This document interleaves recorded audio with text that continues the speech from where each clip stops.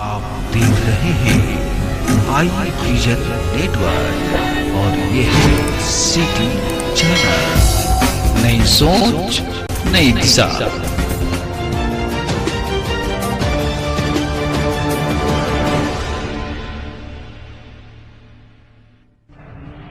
मैं Abhishek Kumar Sinha, city channel Jamui से। आइए आज हम विशेष राज्य संबंध में चल रहे हैं विवाद के बारे में जमुई जिला भाजपा प्रवक्ता निखिल कुमार से उनकी राय जानते हैं। क्या निखिल जी आप बताइए।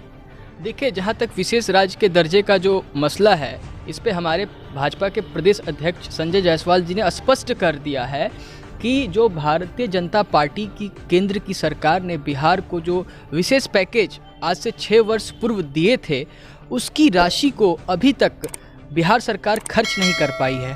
और बिहार सरकार बार बार यह मांग पता नहीं क्यों उठाते रहती है कि बिहार को विशेष राज्य का दर्जा चाहिए, जबकि अगर विशेष राज्य के दर्जे के लिए जो क्राइटेरिया बनाई गई है, उस क्राइटेरिया में बिहार आता ही नहीं है। अब देखिए, कोई भी बच्चा जो 7th या 8th में पढ़ाई कर रहा है, वो बच्चा अगर कहे कि हमको डायरेक्ट ग्रेजुएशन में दाखिला चाहिए, तो एक नियम है ना बना हुआ, ग्रेजुएशन के लिए आपको 12th पास आउट होना अनिवार्य है। 12th पास कीजिएगा तभी ग्रेजुएशन में आपकी दाखिला होगी।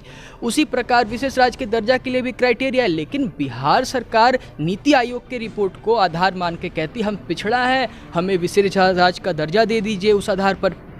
तब 7वां फेल बच्चा अगर कहेगा कि मुझे ग्रेजुएशन में दाखिला दे दीजिए स्पेशल बना करके, तो क्या ये कहीं से जायज़ है? उसके लिए जो नियम है फिर तो सभी राज्य उसी आधार पे मांगेंगे। हमारे अध्यक्ष जी ने एक बात और स्पष्ट किए हैं कि भाई केंद्र सरकार जो बिहार को राशि देती है, जबकि बिहार और महाराष्ट्र में तुलनात्मक आप कीजिएगा तो महाराष्ट्र सरकार को जो राशि दी जाती है उससे बिहार सरकार को जो राशि दी जाती है उसमें 31,000 करोड़ रुपए का अंतर है। बिहार को ज़्यादा मिलता है 31,000 करोड़ रुपए महाराष्ट्र के तुलना में। और अगर आबादी के रूप में आप देखेंगे तो बिहार से 1 करोड़ ज़्यादा आबादी है महाराष्ट्र का। तो उस दिशा में देखिए, अभी हमारे बगल पड़ोस के ही राज्य को आप ले लीजिए, पश्चिम बंगाल है। पश्चिम बंगाल तो भाई बहुत पिछड़ा राज्य की श्रेणी में आता है, उसको भी बिहार से 21 करोड़ ज़्यादा बिहार को मिल रही है पश्चिम बंगाल से। तो केंद्र सरकार तो बिहार को दूसरे प्रदेश के मुकाबले ज़्यादा राशि दे रही है, उसके बावजूद इस प्रकार का मांग करना बिहार सरकार के द्वारा और एक विशेष दल के द्वारा बार बार यह उचित नहीं है किसी भी दृष्टिकोण से आप देखेंगे तो।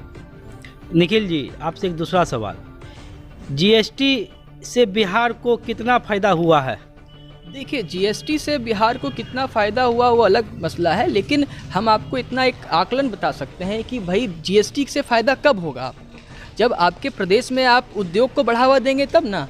हमारे बिहार सरकार में मंत्री शाहनवाज हुसैन साहब जब से आए हैं तब से वो उद्योग को बढ़ाने के लिए कई तरह के संभावनाएं, प्रयास, हर चीज़ वो कर रहे हैं, लेकिन बिहार सरकार के अन्य विभाग उनको सहयोग उस तरह से नहीं कर पा रहे हैं।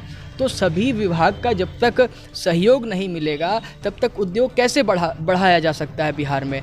और जहाँ तक जीएसटी का सवाल है आपका, तो मैं आपको बतला दूं कि जीएसटी में बिहार को 20,000 करोड़ रुपए केंद्र सरकार अतिरिक्त दे रही है। ये उपभोक्ता के मामले में आप देख सकते हैं कंज्यूमर कितने हैं बिहार से यूज़ कर रहे हैं किसी भी प्रोडक्ट को, उसके आधार पे 20,000 करोड़ रुपए बिहार को अतिरिक्त मिल रहा है जीएसटी पे। लेकिन जीएसटी का ज़्यादा लाभ चाहिए तो आपको बिहार में उद्योग को बढ़ावा देना होगा। इस बात से आप कभी नहीं पिछड़ सकते हैं, हट सकते हैं कि हम उद्योग को बढ़ावा देने की जो मानसिकता बिहार में अब तक की नहीं रही है, उसमें बिहार सरकार को आगे बढ़ना चाहिए और बिहार में भी इंफ्रास्ट्रक्चर को डेवलप करना चाहिए। हम लोग देखते हैं दिल्ली हो, महाराष्ट्र हो, आप गुजरात में चले जाइए, कितना इंफ्रास्ट्रक्चर डेवलप हो गया है।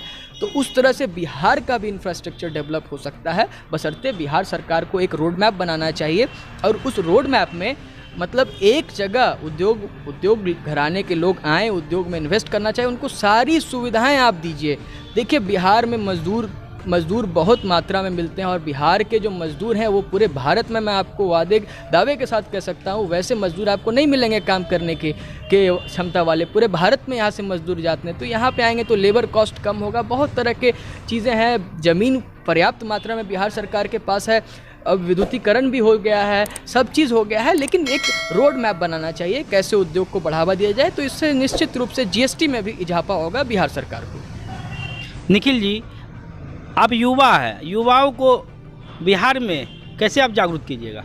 देखिए, युवा के लिए बिहार सरकार और केंद्र सरकार कई योजना लेके आई है। आत्मनिर्भर बनाने के लिए बहुत सारी योजनाएं हैं बिहार सरकार के द्वारा। उन सभी योजनाओं के बारे में हम लोग जनता को, युवाओं को जागरूक करेंगे। उस हिसाब से हम लोग चाहेंगे कि ज़्यादा से ज़्यादा युवा इस सरकार के जो स्कीम्स हैं, जो आत्मनिर्भर बनाने के लिए सरकार, भाजपा की सरकार कार्य कर रही है, उसका वो लाभ लें। हमारी बिहार सरकार के द्वारा भी कई स्कीम चलाए जा रहे हैं और केंद्र सरकार के द्वारा भी चलाए जा रहे हैं। उनको स्किल्ड बनाने के लिए, चाहे वो स्किल इंडिया के साथ हो, चाहे वो दीनदयाल उपाध्याय कौशल विकास योजना हो, उससे क्या है कि हम लोग स्किल्ड लोगों को बनाना चाह रहे हैं, क्योंकि उतनी रोज़गार नहीं है जितना सभी को रोज़गार दिया जा सके। लेकिन हाँ, हम लोग का ये है कि लोगों को हम स्किल्ड कर दें कि वो अपने ऊपर अपना रोज़गार खड़ा कर सके और आसपास के लोगों को भी रोज़गार दें। इस पर हमारी सरकार ज़्यादा काम कर रही है। तो इस तरह की स्कीम्स का ज़्यादा से ज़्यादा लोग को लाभ मिले, यही हमारा प्रयास रहता है और हम इसमें प्रयास में काम भी करते रहते हैं। पार्टी के द्वारा जो भी है उसको जन जन तक पहुँचाने का कार्य किया जाता है।